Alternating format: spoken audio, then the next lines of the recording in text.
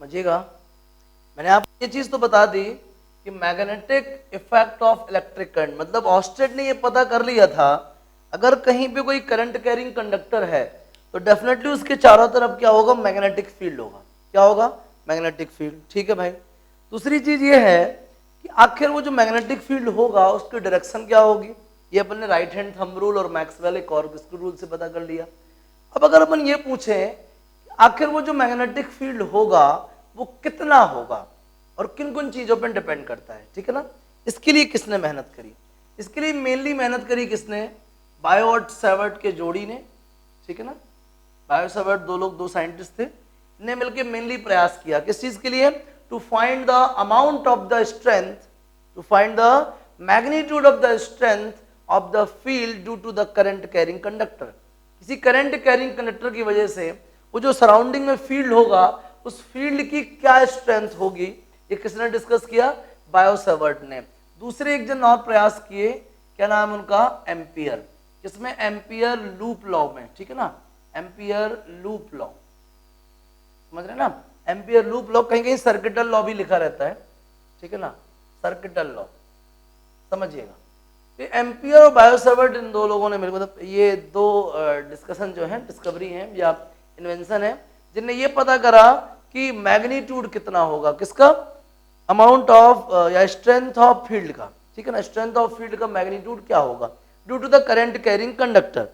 दूसरी बात, bio Savart की कहानी ये थी, बायो सेवर्ट कहते थे कि मान लीजिए कैसा भी कंडक्टर हो, मुझे उससे मतलब नहीं है, कैसा भी कंडक्टर हो, अगर उस कंडक्टर का हम कोई स्मॉलेस्ट पोर्शन सेलेक्ट कर लें, ये स्मॉलेस्ट पोर्शन, सर्कल होगा तो उसमें भी हमको ये स्मॉलेस्ट पोर्शन मिल जाएगा, ठीक है ना, यहाँ पे अपने पास सोलेनॉइड होगा तो उसमें भी हमको एक स्मॉलेस्ट पोर्शन मिल जाएगा, डीएल। तो कहने का मतलब है कैसा भी कंडक्टर हो अगर उसका कोई स्मॉलेस्ट पोर्शन डीएल है, करंट कैरिंग कंडक्टर है, उसकी वजह से किसी डिस्टेंस आर पे कोई पॉइंट अगर पी है, अगर वहां की इंटेंसिटी डीबी है, किसी भी कंडक्टर की वजह से उसके एक छोटे से पोर्शन डीएल की वजह से किसी पॉइंट पी पे, है ना, जो इंटेंसिटी है वो कितनी होती है, mu not upon 4 pi I D L sine theta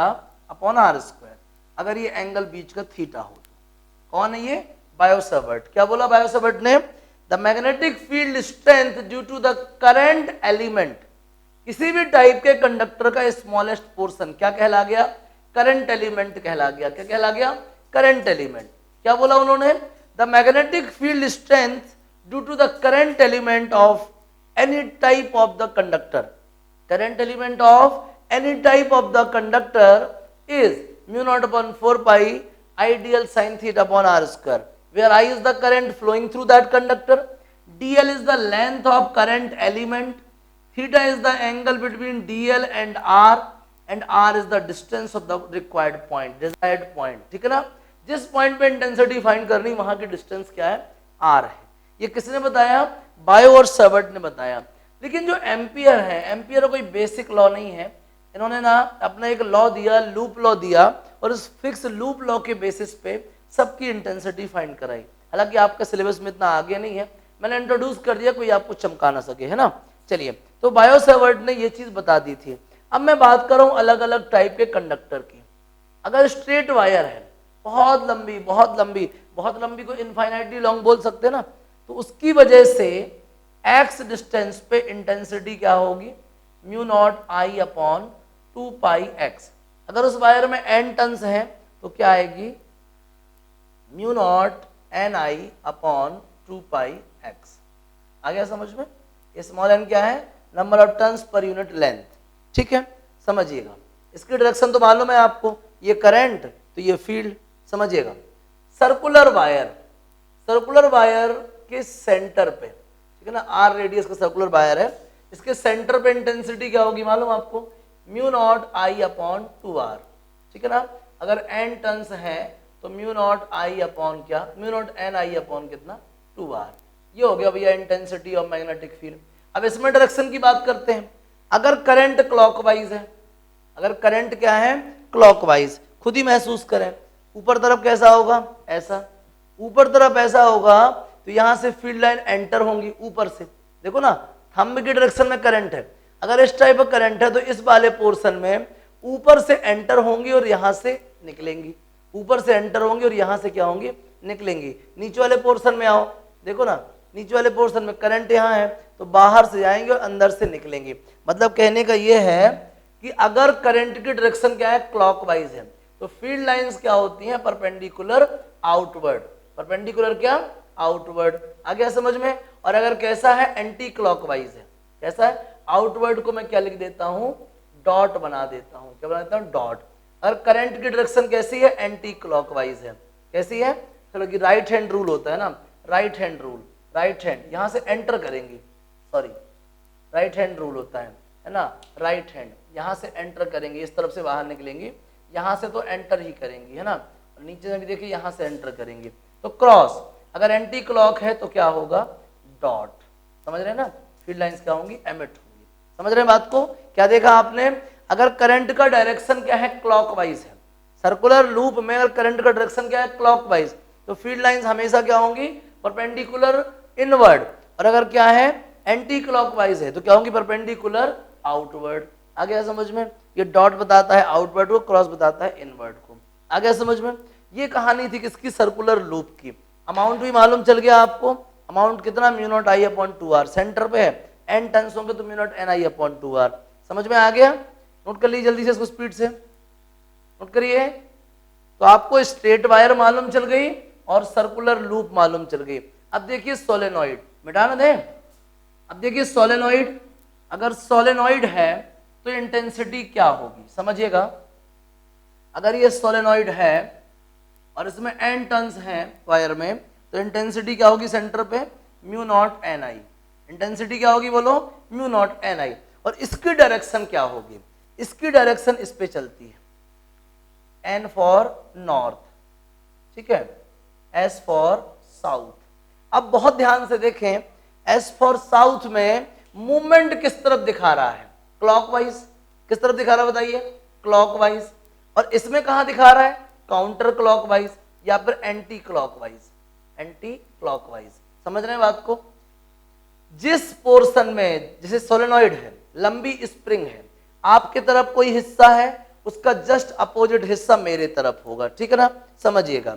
उसमें जिस साइड में, जिस एंड में करंट का मूवमेंट क्लॉकवाइज है उसको साउथ एंड बोल दिए, जिसमें करंट का मूवमेंट एंटी क्लॉकवाइज है उसको नॉर्थ एंड बोल दिए।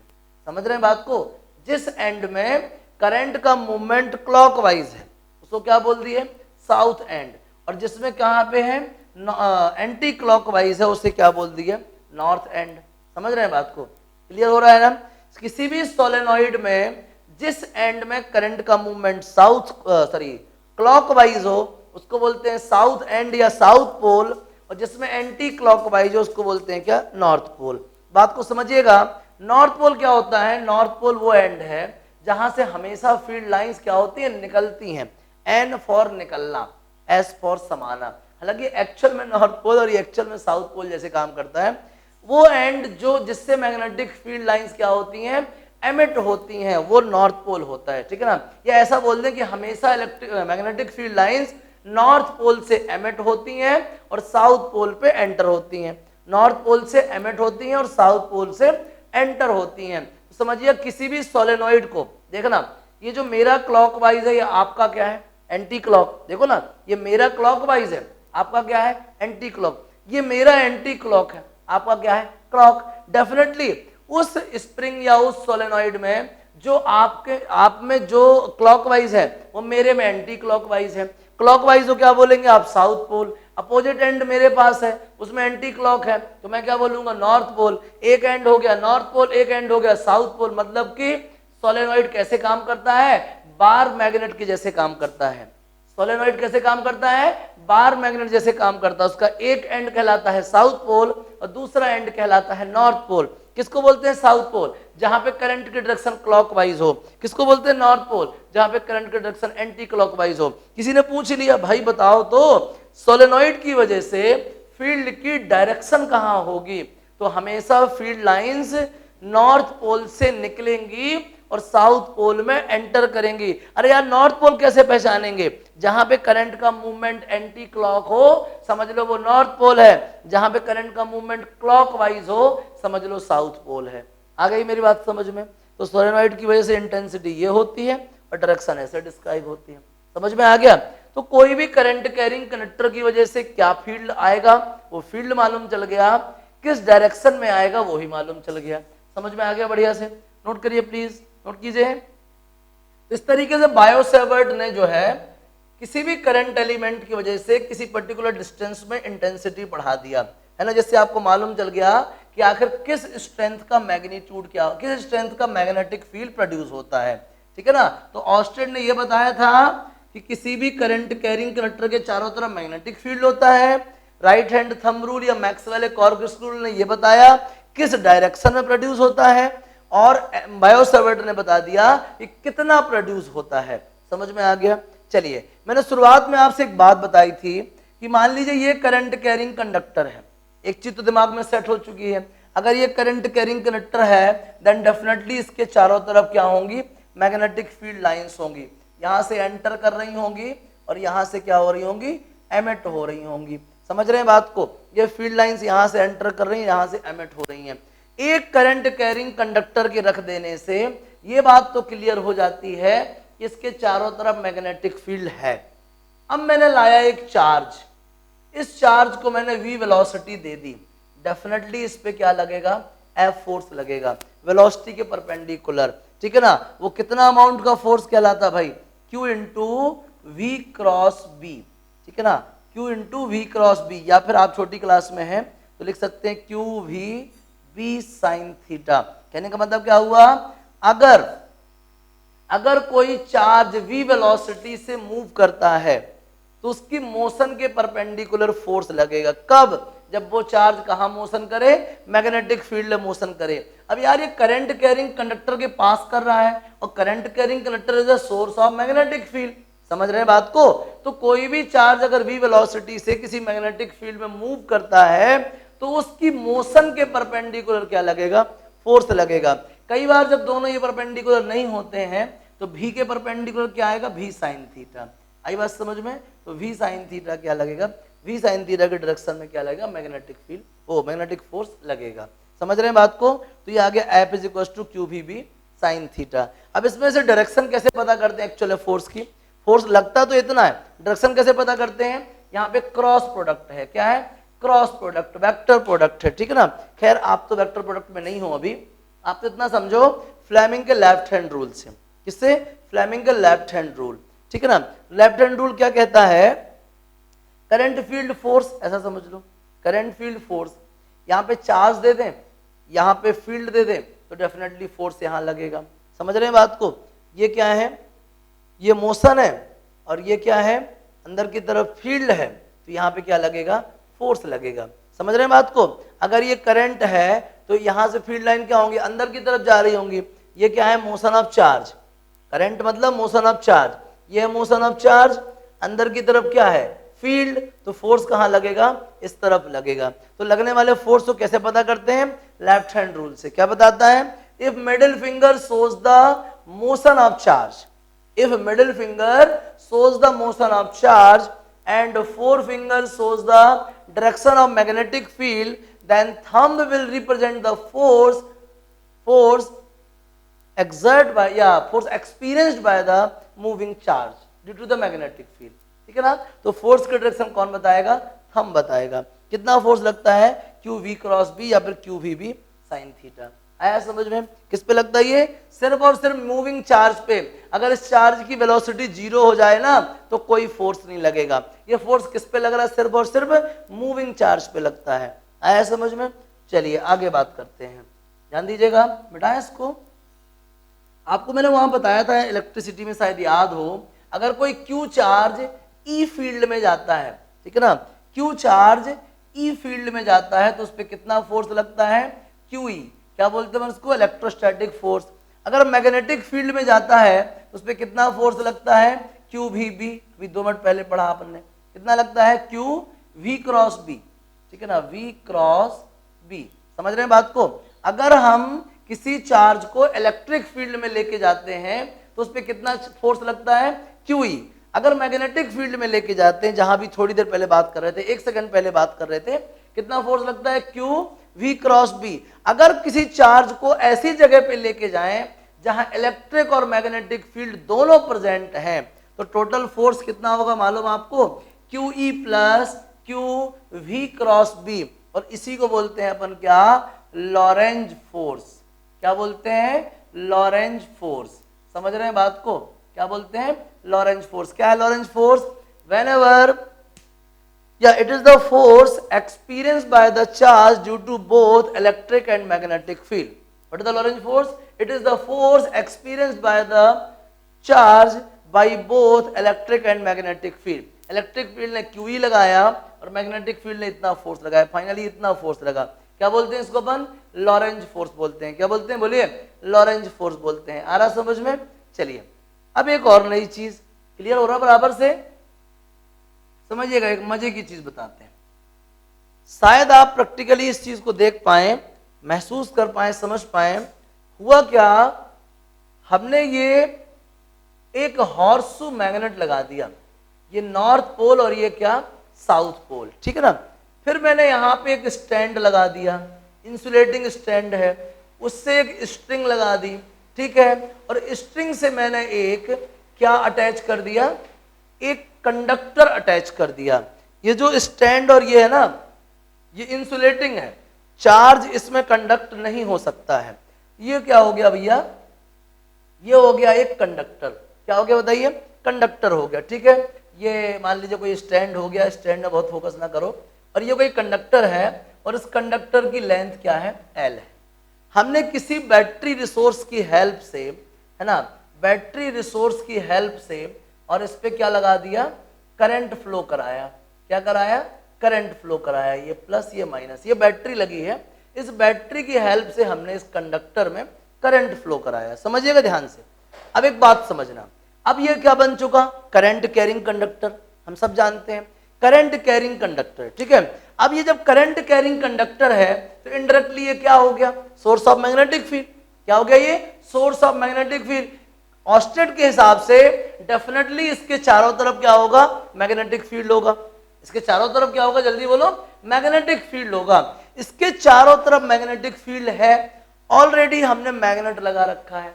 तो जब मैग्नेट खुद ही प्रेजेंट है तो उसके बीच में भी क्या होगा, मैग्नेटिक फील्ड होगा। और मैग्नेट में मैग्नेटिक फील्ड की डायरेक्शन कहाँ होती है, नॉर्थ टू साउथ।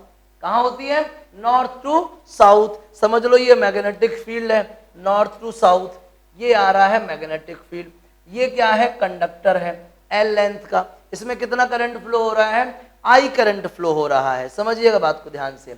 इन दोनों के बीच का एंगल कितना है, थीटा एंगल है। कितना एंगल इनके बीच का, थीटा एंगल है। समझिएगा, ये मैग्नेटिक फील्ड है N2S, नॉर्थ पोल है साउथ पोल की तरफ, और ये कंडक्टर की लेंथ है L आगे की तरफ। लेंथ को अपन पोजीशन वेक्टर भी बोल देते हैं। और इसमें करंट फ्लो हो रहा है कितना, I। कितना करंट फ्लो हो रहा है इसमें, I करंट फ्लो हो रहा है। तो आप समझ चुके होंगे अब तक, अगर ये करंट कैरिंग कंडक्टर है मतलब इसके चारों तरफ क्या होगा, मैग्नेटिक फील्ड। अगर ये करंट कैरिंग कंडक्टर है इसका मतलब इसके चारों तरफ क्या होगा, मैग्नेटिक फील्ड। ऑलरेडी यहाँ एक मैग्नेटिक फील्ड प्रेजेंट है। तो जब दो दो मैग्नेटिक फील्ड होंगे तो डेफिनेटली एक मैग्नेटिक फील्ड दूसरे मैग्नेटिक फील्ड को अफेक्ट करेगा। या आपको ये नहीं सोचना तो रहने दो, आपके पास है करंट कैरिंग कंडक्टर। क्या है आपके पास, current carrying conductor. Current carrying conductor मतलब सोर्स ऑफ मैग्नेटिक फील्ड। और मैग्नेटिक फील्ड का सोर्स कौन होगा, मैग्नेटिक मटेरियल। मैग्नेटिक फील्ड का सोर्स कौन होगा, मैग्नेटिक मटेरियल। नहीं आया समझ में। दूसरे मैग्नेट को कौन अट्रैक्ट करेगा, तीसरा मैग्नेट या पहला मैग्नेट, जो भी बोल दें पर। तो एक मैग्नेट को दूसरा मैग्नेट ही है जो अट्रैक्ट या रिपेल कर सकता है। समझ रहे हैं बात को। तो कहने का मतलब ये हुआ, ये था करंट कैरिंग कंडक्टर। ये करंट कैरिंग कंडक्टर है तो आप इसको क्या कंसीडर कर सकते हैं, इसको कंसीडर कर सकते हैं सोर्स ऑफ मैग्नेटिक फील्ड। और सोर्स ऑफ मैग्नेटिक फील्ड क्या होता है, magnetic material. Source of magnetic field क्या होता है, मैग्नेटिक मटेरियल। इसका मतलब ये क्या है, मैग्नेटिक मटेरियल है और यहाँ पे क्या है, मैग्नेटिक फील्ड। तो अगर आप किसी मैग्नेटिक मटेरियल को मैग्नेटिक फील्ड में लाएंगे तो डेफिनेटली उस पे क्या लगेगा, फोर्स लगेगा, क्योंकि मैग्नेटिक फील्ड उसी रीजन को बोलते हैं जहां पे मैग्नेटिक मटेरियल में फोर्स लगता है। अभी थोड़ी देर पहले बताया था मैंने आपको, what is the magnetic field? It is the region up to where another magnetic material can experience the influence of the source magnet। ठीक है ना, तो ये क्या है? मैग्नेटिक मटेरियल है, चूंकि ये करंट कैरिंग कंडक्टर है, ऑस्टेड के हिसाब से ये क्या है? मैग्नेटिक मटेरियल है। ये कहां आ चुका है? किसी हॉर्स शू मैग्नेट के मैग्नेटिक फील्ड में। तो जब भी कोई मैग्नेटिक मटेरियल किसी मैग्नेटिक फील्ड में जाता है तो उस पर क्या लगता है? फोर्स लगता है। क्या लगता है? फोर्स लगता है। कितना फोर्स लगता है मालूम आपको? फोर्स लगता है आई एल क्रॉस बी। क्या लगता है? आई एल क्रॉस बी, ये वेक्टर फॉर्म में लिखा है, या फिर I L B sine theta. I मतलब अमाउंट ऑफ करंट, एल मतलब लेंथ ऑफ कंडक्टर, बी मतलब प्रेजेंट मैग्नेटिक फील्ड, और थीटा क्या है? लेंथ और फील्ड के बीच का एंगल। थीटा क्या है? लेंथ और फील्ड के बीच का एंगल। आगे समझ में? ये और लेंथ उस डायरेक्शन में लेते हैं जिस डायरेक्शन में करंट रहता है। लेंथ की कौन सी डायरेक्शन मानी जाती है? जिस डायरेक्शन में करंट का फ्लो हो रहा होता है। ठीक है ना, लेंथ की कौन सी डायरेक्शन कंसीडर करेंगे? जिस डायरेक्शन में क्या होगा? करंट फ्लो हो रहा होगा। तो इतने अमाउंट का फोर्स लगेगा किस पे? करंट कैरिंग कंडक्टर पे। तो याद रखना हमेशा, कभी भी कोई करंट कैरिंग कंडक्टर अगर मैग्नेटिक फील्ड में जाएगा तो डेफिनेटली उस पे फोर्स लगेगा। कितना फोर्स लगेगा? I L B sine theta. कितना लगेगा बोलिए? I L B sine theta. आ गया समझ में? ये हुआ आपका force on current carrying conductor with experiment. मैंने आपको बता दिया। कुछ मुश्किल लग रही है आपको? नहीं ना, सब कुछ समझ में आ गया बढ़िया से। इसी के बेसिस पे अपन आगे जाके मोटर पढ़ेंगे। ठीक है ना, तो जहां तक मैंने बता दिया इसको प्रॉपर्ली रीड करें, एनसीईआरटी रीड करें, नोट्स रीड करें। कोई टर्म छूट गई हो तो मुझे फोन लगाएं। ठीक है ना, इसके जस्ट बाद अपन पढ़ेंगे क्या? मोटर, और मोटर के बाद फिर अपन पढ़ेंगे इंडक्शन, और इंडक्शन के बाद पढ़ेंगे जनरेटर। समझ में आ गया? इसको प्रॉपर्ली देखिए, लेक्चर लीजिए, डाउट आने पे तुरंत पूछिए, संकोच मत कीजिएगा। ठीक है ना, नोट कर लीजिए प्लीज। देखिएगा बोर्ड की तरफ, इलेक्ट्रिक मोटर। ठीक है, क्या बताने जा रहे हैं? इलेक्ट्रिक मोटर क्या होता है भाई? एक डिवाइस है जिसको हम करंट देते हैं। क्या देते हैं? करंट। तो होता क्या है? मोटर घूमने लगती है, और मोटर अगर घूमती है तो आप उसमें रस्सी फंसा दीजिए तो कुएं से पानी निकल के आ जाएगा। मोटर घूमती है, उस पर एक रेल चला दीजिए रोप की, तो आप ऊपर चढ़ जाएंगे, नीचे उतर आएंगे। उस पर एक रोप की रेल चला दीजिए, एक जगह से दूसरी जगह मूव कर जाएंगे। मिक्सर बना लीजिए, वॉशिंग मशीन बना लीजिए। तो कोई एक ऐसा डिवाइस जिसको हम इलेक्ट्रिक करंट देते हैं और उसमें मोशन स्टार्ट हो जाए, या ऐसे बोल दें कि कोई डिवाइस जो इलेक्ट्रिकल एनर्जी को मैकेनिकल एनर्जी बनाती है, उसे हम क्या बोलते हैं? इलेक्ट्रिक मोटर बोलते हैं। तो electric motor, what is electric motor? The device which can convert या which converts the electrical energy into mechanical energy. वो डिवाइस जिसको हम electric current, electric power supply करें और वो क्या करा दे? मैकेनिकल एनर्जी में कन्वर्ट कर दे। ठीक है ना, तो the device which converts electrical energy into mechanical energy, that is known as electric motor. इसका प्रिंसिपल क्या है? It is based on the fact that when the current carrying conductor placed in uniform magnetic field, then the magnetic field will exert an equal and opposite forces at two different points of the coil. Then coil will rotate and finally electrical energy converted into क्या? Mechanical energy. तो किस principal पे काम करता है? Electric motor का principal उस fact पे चलता है जो फैक्ट ये कहता है, अगर किसी करंट कैरिंग कंडक्टर को किसी मैग्नेटिक फील्ड में लेके जाएंगे, डेफिनेटली वो जो मैग्नेटिक फील्ड है उस पर I L B sine theta force exert करेगा। ठीक है ना, ये चीज मैं कुछ देर पहले आपको बता चुका हूं। ये हो गया प्रिंसिपल। थर्ड आता है कंस्ट्रक्शन। क्या आता है? कंस्ट्रक्शन। आखिर ये मोटर बनता कैसे है? ये बहुत इंपॉर्टेंट बात है। कंस्ट्रक्शन के बेसिस पे अपन वर्किंग लिख सकते हैं। ठीक है ना, चलिए इसको मैंने बोल दिया नॉर्थ पोल। अच्छा, मैं कुछ बोल रहा हूं, सारा कुछ लिख तो रहा नहीं हूं। जैसे मैंने इलेक्ट्रिक मोटर लिखा अब मैंने इसका मीनिंग बता दिया। व्हाट इज इलेक्ट्रिक मोटर, आप तुरंत बताओगे। It is a device which converts the electrical energy into mechanical energy. ये आपको लिख लेना है, जो मैं बोल भी रहा हूँ ना वो भी नोट्स है। वैसे मैंने नोट्स आपको बहुत शानदार भेजा है, लिखने का ज्यादा लोड है नहीं, फिर भी लिख लेना अच्छा रहेगा, कॉपी सिस्टमैटिक बनी होनी चाहिए। मतलब principle, what is principle of this, ये उस फैक्ट पे चलता है, उस फैक्ट पे स्टैंड रहता है जो ये बताता है कि करंट कैरिंग कंडक्टर अगर किसी मैग्नेटिक फील्ड में पहुंचता है तो उस पे ILV sin थीटा फोर्स लगता है। फिर आता कंस्ट्रक्शन। कंस्ट्रक्शन में सबसे पहला काम मुझे ना मैग्नेटिक फील्ड प्रोड्यूस करना है। और ये कैसे पॉसिबल है, मैंने दो पावरफुल नॉर्थ और साउथ मैग्नेट रख दिए, और जब मैग्नेट ही रख दिए तो मैग्नेटिक फील्ड तो आ ही गया। कहाँ है भाई, नॉर्थ टू साउथ है। कहाँ है, नॉर्थ टू साउथ। और मैंने बीच में ना एक आर्मेचर रेक्टेंगुलर कॉइल लगा रखा है, ये आर्मेचर रेक्टेंगुलर कॉइल हो गया। फिलहाल अभी इसका नाम मैंने ABCD रखा हुआ है, घबराने की जरूरत नहीं है। ये जो है ना दो स्प्लिट रिंग से अटैच है, ये स्प्लिट रिंग, इसका नाम R1 रखवा दो, इसका नाम R2। R1 से एक ब्रश अटैच है, इसका नाम है B1, ठीक है। और R2 से भी एक ब्रश अटैच है, इसका नाम है क्या, B2। मजे की बात समझिएगा, B1 और B2 ये किसी बैटरी के टर्मिनल्स हैं, समझ रहे हैं बात को। ये पॉजिटिव टर्मिनल और ये नेगेटिव टर्मिनल, आप काफी हद तक समझ गए होंगे। लो बटन भी लगा दो, दिक्कत खत्म हो जाए। लो बटन लगी है, अभी बटन बंद है मतलब ओपन है। स्विच कैसा है, ओपन है ना, स्विच कैसा है, ओपन, समझना। लो मैंने इसको चालू कर दिया, लो चालू कर दिया, ऑन हो गया। जैसे ही ऑन हुआ तो पॉजिटिव टर्मिनल से करंट का मूवमेंट स्टार्ट हो गया। ये जा रहा भैया करंट, ऑब्वियसली इधर जाएगा फिर इधर जाएगा। ये कंस्ट्रक्शन है।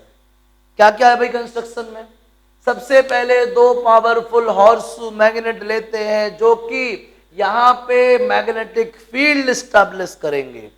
फिर एक करंट कैरिंग या कंडक्टिंग, कैसी, conducting rectangular armature coil ABCD लगाते हैं, बढ़िया कॉपर की शानदार।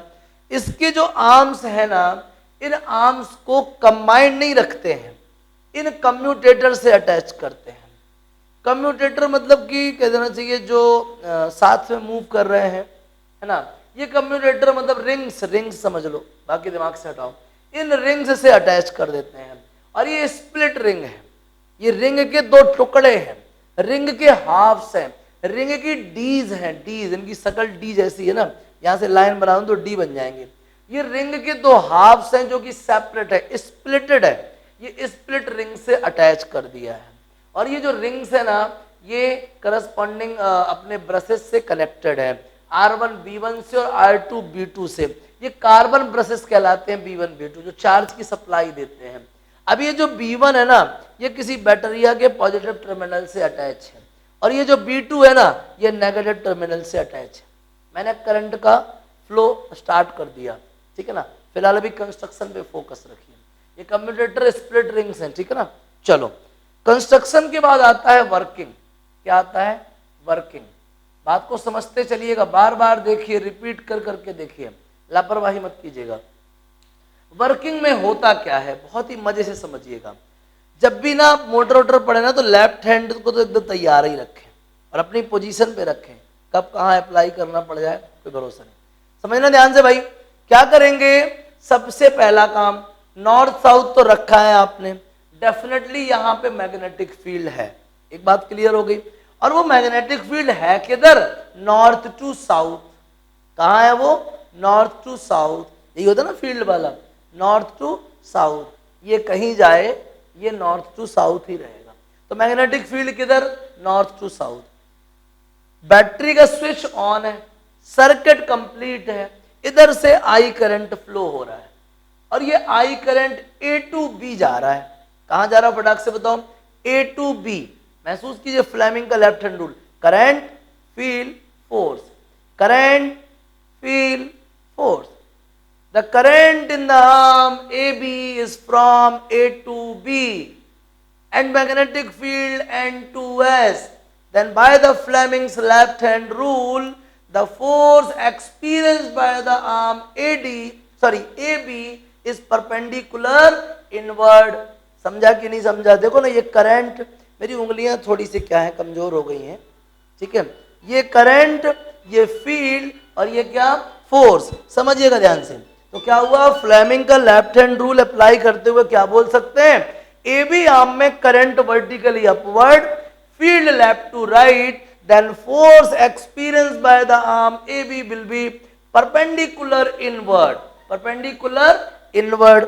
आगे बात को बढ़ाते हैं, करंट इधर गया और इधर से आया, at the arm C D the current flows from C to D, current flows from C to D and field is stationary left to right, then force experienced by the CD perpendicular outward। क्या देख पा रहे हो, एक coil की एक arm AB में force कहां, इनवर्ड, फोर्स कहां, इनवर्ड, फोर्स क्रॉस लगा दिया इनवर्ड, और इसमें कहां पे, आउटवर्ड।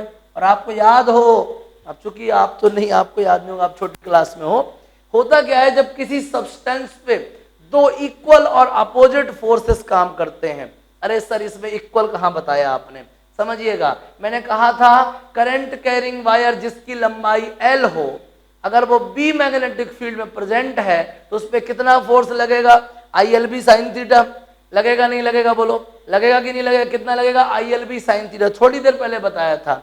ये रेक्टेंगल है, ये लेंथ है, ये भी लेंथ है, ये L है तो ये भी L होगी, और मैग्नेटिक फील्ड तो वही है, तो दोनों पे कितना फोर्स लगेगा, ILB, कितना लगेगा, ILB। करंट का अमाउंट सेम है क्योंकि सेम सोर्स से जाता है, एंड टू एंड अटैच है, सेम करंट जाएगा। रेक्टेंगल की अपोजिट साइड है तो लेंथ भी एक जैसी होगी, और मैग्नेटिक फील्ड एक ही सोर्स से मिल रहा है तो मैग्नेटिक फील्ड भी सेम होगा। इसका मतलब है दोनों में कैसा फोर्स लग रहा है, इक्वल फोर्स लग रहा है। लेकिन by the Fleming left hand rule we have determined that the force on AB is perpendicular inward and the force on CD is perpendicular outward. और मैं आपको बता देना चाहता हूं, आपकी नॉलेज से बाहर था, अगर किसी ऑब्जेक्ट के दो डिफरेंट पॉइंट पे इक्वल और अपोजिट फोर्सेस लगते हैं तो ऐसे फोर्सेस के पेयर को हम क्या बोलते हैं, कपल ऑफ पेयर फोर्सेस बोलते हैं। क्या बोलते हैं, कपल ऑफ फोर्सेस बोलते हैं। और कपल ऑफ फोर्सेस को कंबाइन जो फॉर्म है वो कहलाता है टॉर्क। क्या कहलाता है, टॉर्क। और टॉर्क क्या करता है, बॉडी को रोटेट करता है। क्या करता है, बॉडी को रोटेट। तो हुआ क्या, जब इस कॉइल में इधर पे डाउनवर्ड इधर पे अपवर्ड फोर्स लगेगा तो ये कॉइल क्या करेगी, रोटेट करेगी। क्या करेगी, रोटेट। अभी जो ये ऐसी कॉइल है ये रोटेट होके ऐसी हो जाएगी। समझ रहे हैं कि नहीं समझ रहे हैं? जो कॉइल अभी ऐसी रखी है, ऐसी रखी है, इस पे ऐसा फोर्स लग रहा है, इस पे बाहर की तरफ और इधर पे अंदर की तरफ, तो ये ऐसी हो जाएगी। जैसे समझ लो ना, ये मोबाइल देख लो, ऐसी है ना, तो कैसी हो जाएगी, ऐसी हो जाएगी। सोच के देखो, अगर ये ऐसी हो जाएगी रिंग के साथ तो ब्रशेस तो ऐसे लगे हैं, अगर ये ऐसी हो जाएगी, देखो ना अभी ये ब्रशेस ऐसे लगे हैं, अभी देखो जैसे मेरी उंगलियां हैं, अगर मैं इसको बीच में से घुमा दूं तो ये ब्रशेस के कांटेक्ट से हट जाएगा। ब्रशेस के कांटेक्ट से क्या हो जाएगा, हट जाएगा। जैसे ड्यू टू द फोर्स ये रोटेट करेगा तो रोटेशन की वजह से जब ये ऐसे हॉरिजॉन्टल से एकदम वर्टिकल हो जाएगा, अभी देखो ऐसा है ना तो कनेक्टेड है, ऐसा हो जाएगा तो कनेक्शन छूट जाएगा। जब ये ऐसा हो जाएगा तो कनेक्शन छूट जाएगा, करंट की सप्लाई बंद हो जाएगी। करंट की सप्लाई बंद हो जाएगी मतलब इस पे कोई फोर्स नहीं लगेगा। लेकिन अगर आप किसी चीज को दौड़ा दो तो वो जल्दी रुकती नहीं है। क्यों नहीं रुकती? Due to the effect of inertia.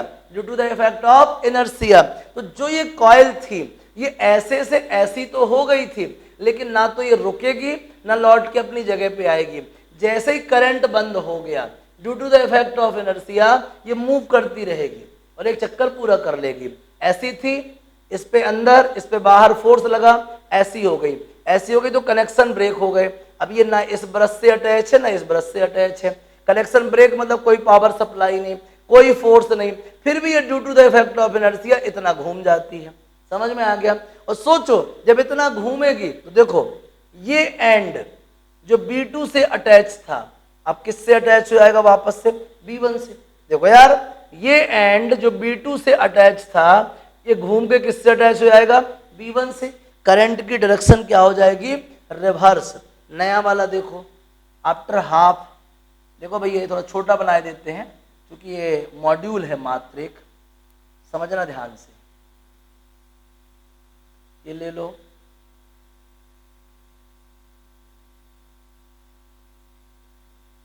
हालांकि मुझे वैसे ड्राइंग वाइंग बनाने बड़ी अलाली लगती है, लेकिन मैं आप लोग के लिए बना देता हूँ। आपके लिए तो खैर हम लोग कुछ भी करते रहते हैं, आप चिंता न माने। ये लो भैया, ये फिर से करंट का फ्लो। अब देखो पहले इधर क्या था, ए बी, अब घूमने के बाद ए बी कहाँ पहुंच गया होगा, इधर, ये हो गया ए बी, और वो सी डी कहाँ आ गया होगा, इधर। लेकिन अब करंट देखो आप कहाँ जा रहा है, समझ में आ रहा है ना, क्योंकि बैटरी तो चेंज नहीं होगी ना, ये बस घूम जाएगी। अब देखो अभी इसमें करंट कहाँ था, C2D, और इसमें करंट कहाँ है बताओ, D2C। देख रहे हो ना आप, उसमें करंट कहाँ था, C2D, और इसमें करंट कहाँ है, D2C। तो आर्म्स में भी करंट क्या है, अपोजिट दिखने लगा। खैर आगे बात को बढ़ाएं, फिर वही चीज, करंट, फील्ड, लो ये बना देना, ये N, ये S। देखो करंट, फील्ड, फोर्स, इसमें फोर्स कहाँ लगेगा, इनवर्ड, इससे फोर्स कहाँ लगेगा, इनवर्ड। इस तरीके से फोर्स कहाँ लगेगा, इनवर्ड। इस पे कहाँ लगेगा, आउटवर्ड। कहाँ लगेगा, आउटवर्ड। समझ रहे हैं बात को, करंट, फील्ड, फोर्स कहाँ, अंदर की तरफ, करंट, फील्ड, फोर्स कहाँ, बाहर की तरफ। तो भले ही ये एक टर्न के बाद ऐसी हो गई, लेकिन करंट की डायरेक्शन भी तो बदल गई।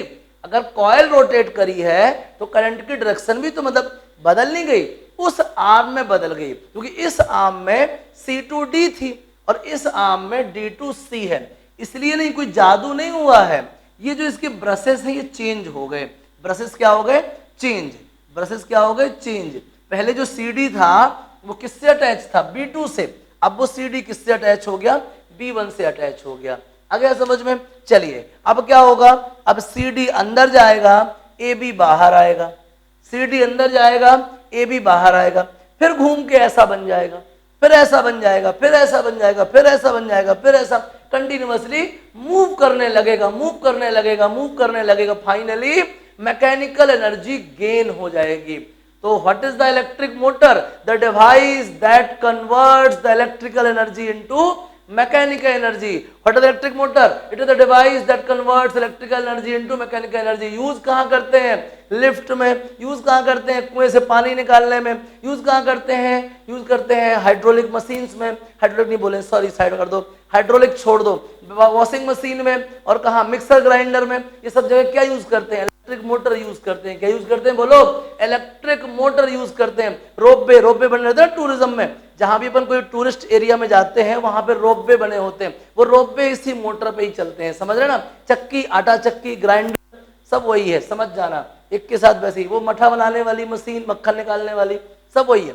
सेंट्रीफ्यूगेशन वाली जो मशीन्स है वही है। तो इलेक्ट्रिक मोटर क्लियर हो गया। किस प्रिंसिपल पे काम करता है, ये उस प्रिंसिपल पे काम करता है जो ये कहता है कि अगर किसी करंट कैरिंग कंडक्टर को मैग्नेटिक फील्ड में लेके जाएंगे, डेफिनेटली उस पे क्या लगेगा, फोर्स लगेगा। और कितना फोर्स लगेगा, ILV sin थीटा लगेगा। समझ आ गया। उसके बाद कंस्ट्रक्शन, मैंने 2 हॉर्सशू मैग्नेट लिए, बीच में एक कंडक्टिंग कॉइल लगाई, वो भी रेक्टेंगुलर आर्मेचर कॉइल, और उसको 2 कम्यूटेटर R1 R2 रिंग्स से अटैच कर दिया, जो कि एक कंबाइंड रिंग नहीं है, हाफ्स हैं, हाफ्स। एक रिंग के 2 टुकड़े हैं जो कि स्प्लिटेड हैं, और वो 2 ब्रशेस से ज्वाइन हैं। और ब्रशेस एक्चुअल में टर्मिनल्स ऑफ बैटरी हैं। ब्रशेस हैं क्या एक्चुअल में, टर्मिनल्स ऑफ बैटरी। समझिएगा, इन ब्रशेस के थ्रू ही इन रिंग्स से होते हुए कॉइल में करंट फ्लो होता है। समझ में आ गया। मैंने क्या बताया, ये हुई करंट कैरिंग वायर, ये करंट की डायरेक्शन, ये फील्ड की डायरेक्शन, इसमें फोर्स कहाँ, इनवर्ड, ये करंट की डायरेक्शन, ये फील्ड की डायरेक्शन, फोर्स कहाँ, आउटवर्ड। इस पे बाहर, इस पे अंदर जब फोर्स लगता है तो बॉडी रोटेट करती है। हाफ रोटेट करेगी तो connection lost, no current supply, no force, लेकिन due to the effect of inertia इतना तो घूम ही करेगी, घूम जाएगी, वापस से कनेक्शन हो जाएगा इस टाइप का। समझ रहे हैं बात को, सोच के देख लो, इस टाइप का कनेक्शन हो जाएगा। अभी ऐसी हथेली थी वैसी हो गई, कनेक्शन इस टाइप का हो जाएगा, फिर घूमेगा, फिर ऐसा हो जाएगा, फिर ऐसा, फिर ऐसा, फिर ऐसा, फिर ऐसा, फाइनली जो हमारा करंट है वो किस में कन्वर्ट हो गया, मोशन ऑफ कॉइल में कन्वर्ट हो गया। मतलब हमने क्या गेन कर ली, मैकेनिकल एनर्जी गेन कर ली। आ गया समझ में। ये था भाई कहानी किसकी, मोटर की। वर्किंग क्लियर हो गई, मेरे शब्दों में छाप लेना बढ़िया से और कॉपी में लिख लेना। कोई मुश्किल लग रही क्या, नहीं ना। इस तरीके से इलेक्ट्रिक मोटर कंफर्म। एक भी किसी भी कोने में डाउट आ जाए तुरंत फोन लगा लेना, संकोच मत करना। किसी भी किताब में कुछ नया लिखा मिल जाए मुझे कॉल कर लेना। समझ में आ गया, बढ़िया से छापो इसको। दोनों डायग्राम नोट करो बहुत ध्यान से, डायग्राम नोट करो, कंफ्यूज होने की जरूरत नहीं है।